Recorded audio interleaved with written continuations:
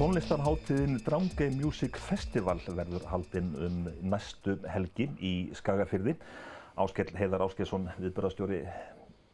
Já, þetta hvað í þriðja eða fjórða skipti sem að hátíðin er haldin? Þetta í þriðja skipti sem við blásum til þessara hátíðar og nú hún hefur verið að smá þróast en samt sem áður við höldum svolítið í sama formið. Þetta eru útitónleikar og það sem að gera þá sérstaka er náttúrulega umhverfið því að við erum þarna með Drangey bara nánast í andlitinu, verandi þarna út á Reykjum á Reykjaströnd og við erum að spila þarna svona í kringum miðnætti þegar sólin ég veit eiginlega ekki hvort hún að setjast eða koma upp, svona einhvers staðar þar á milli.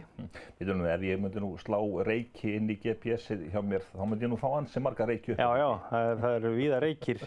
Þannig að þetta auðvitað í Skagafirði og á Reykjaströnd sem svona kortérskeisla út frá Sauðárkróki.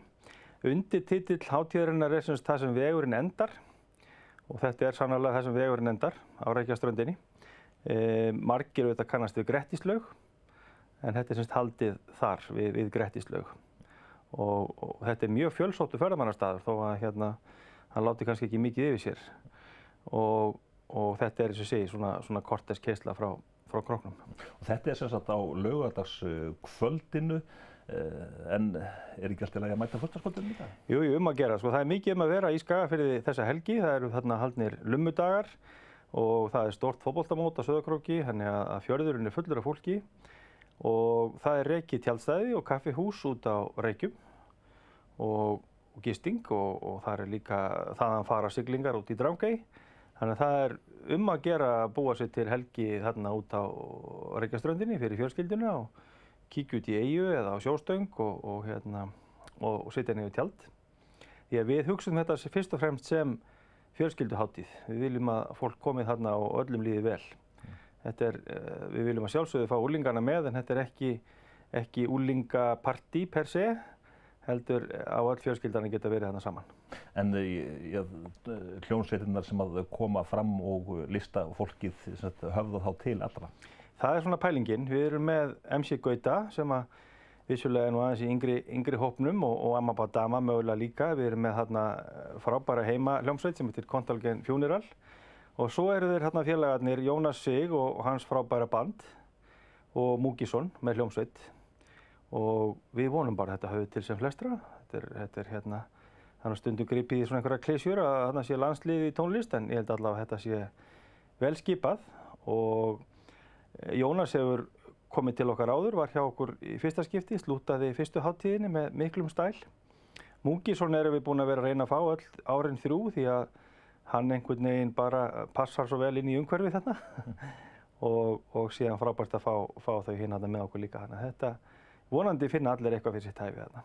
Þú ert nú búinn að standa fyrir ýmsum samkomum, stórum og smáum. Aðstaðan þarna til þess að halda slíka hátíð á Reykjum? Það sem maður alltaf að leita eftir, ég allavega þegar maður að halda eitthvað svona, búinn að halda bræðsluna lengi fyrir austan og fleira eins og þú nefnir. Maður alltaf að leita eftir einhverjum svona aðstæðum sem getur orðið til einhver svona galdur, einhver svona skemmtileg stemming sem skapast. Og með þetta umhverfi þarna og þessa tónlist og þessar aðstæður að þá verður til eitthvað svona óútskýranlegt á þessum stað. Og við erum búin að upplifa það mjög sterkt þessi 2 skipti. Við höfum verið mjög heppin með veður bæði skiptin og það er einhver galdur sem verður til þarna þegar þetta kemur allt saman. Og svo með Drangeyna þarna alveg bara í bóksinn? Það var náttúrulega misskilningur hjá nokkrum fyrst þegar við skýrðum þessa hátíð að hún færi fram út í Drangey. Það er nú ekki þannig. En maður finnur vel fyrir henni. Hún er virkilega nálægt okkur þarna á Reykjaströndinni og Málmey auðvitað líka og þetta er glæsileg umgjörð utan skemmtilega tónlist. En hvernig setur þetta upp? Eða hvernig hugsar þetta því fleiri því betri eða eftir að bara einblína á notanlega kvöldstund þar sem að allir njóta sín og eiga sameiginlega góða stund? Já, við erum alls ekki að reyna að búa til einhverja risahátíð eða við erum ekki að keppa við þjóðhátíð í Vestmannaeyjum, alls ekki. Við hugsum þetta sem svona notalega kvöldstund fyrir fjölskyldufólk og þarna hafa verið nokkur hundruð manns, 600–800 gestir þessi 2 skipti sem hafa verið. Við vitum auðvitað ekki nákvæmlega hvað kemur en það nægt pláss þarna, nóg af bílastæðum og aðstæður til að taka á móti í rauninni fullt af fólki. En við erum fyrst og fremst að hugsa fyrir því að fólki líði vel og menn fari glaðir heim heldur en endilega þarna séu einhverjar þúsundir. Og svo náttúrulega hægt að nota daginn ef að fólk villi til þess að skreppa heima á hólum, niður á krók eða hvað sem er. Eða í Grettislaug, er hægt að fara út í Drangey? Það er hægt að fara út í Drangey, það eru siglingar bæði á laugardegi og sunnudegi og sjóstöng og það er hægt að fara auðvitað í laugina.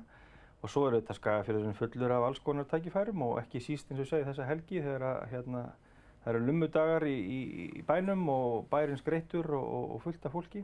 Mikið að vera, götumarkaðir og veit ekki hvað.